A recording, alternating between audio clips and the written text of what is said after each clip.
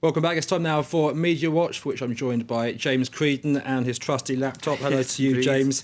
I guess we're starting in Egypt today in this protest, women out on the street after these shocking images which we've seen over the last few days. That's right. So they got mobilised in the streets of Cairo today, and the media and social media online have been talking about it a lot. Of course, organised, as is often the case with these demonstrations, largely online as well. So we can see on the front page of this website, Storyful, they're talking about it. Women march in Cairo to stake claim for a new Egypt. And what we can see on Twitter is that under the hashtag Women March, there were an awful lot of comments being uploaded today. In terms of encouraging people to go out and participate in those marches, and B, I suppose, just comments on the fact that the march took place. We can see here on Facebook, this in Arabic obviously is not very understandable for me, but I am told that it is a Facebook page that organised the march, that encouraged people to get out there. You can see here on the left, 2,123 people saying that they were participating, and lots of photos also being uploaded onto social media throughout the day of those marches. Now, what's interesting about this particular photo here is you can see lots of women on the inside of that crowd, and it's sort of a human chain being formed on the exterior by men. So the men were there, to lend their support and to protect the female demonstrators. But it was also probably a way of showing that these women had been threatened or under threat. It was probably to kind of mark or to symbolise the threat that they'd been under this past weekend, which was the reason why the demonstration took place, because women had been targeted by the army. The army have said sorry since we should they have. They're very sorry about that, and we'll show the photo in a little while as well, the photo that sparked it all. But meanwhile, lots of tweets and photos being made. This guy, Abdel Twab Hassan, he's one of these Twitter stars. There's increasing numbers of them online at the moment, people who tweet all day long, and he's kind of gained a certain notoriety. So he uploaded that. He reckons, and he has a certain authority now in these matters, that there were some 7,000 people who took to the streets today in Cairo. So that is pretty significant. And this is a female journalist working for the Daily Egypt News website. She says hats off to the men who formed that human chain. So she was pretty moved by the fact that the men came out to support the women. This is simply one of the most amazing and inspiring marches since January, she said. I suppose the fact that women were getting out there to have their say.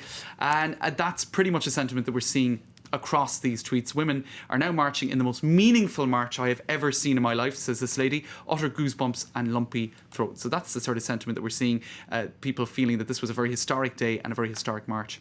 And as I said, it all started as a result of that photo. That's right, there it is. And it was a photo taken on Saturday. The Reuters news agency picked up on it. It showed the army basically manhandling this woman and pulling up her top, and she was in various states of undress afterwards. So it was it really caught people's imagination, and it sparked a lot of unrest and a lot, the marches that we saw today.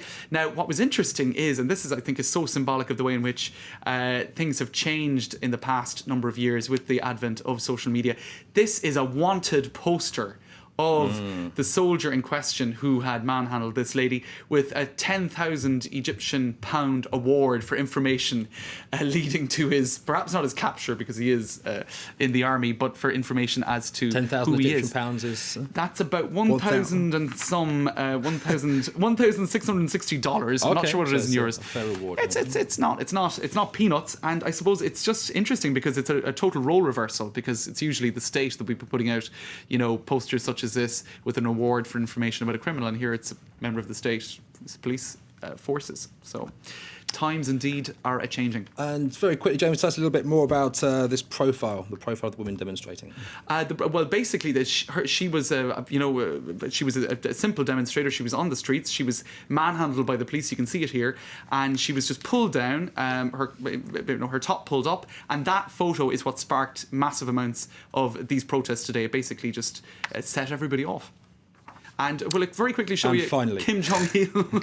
There's still a lot of talk about this today, Chris. It's it was the event that dominated news yesterday. And will he be embalmed? That's the big question. His father was. He was raised to the status of a sort of a demigod.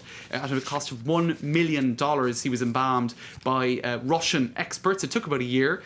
And the North Korean people were never told that he was actually embalmed. They just thought that he was preserved because he was sort of, a godlike figure. So the big question now is, will they actually proceed and do the same thing for Kim Jong-il? You would say they kind of have to, if they've done it for the father, and if it is a dynasty of demigods, they kind of going to have to do it for the son as well. But we'll have to see if they'll invest the money in it. James Creedon, thanks very much for your thoughts. Thanks very much for joining us.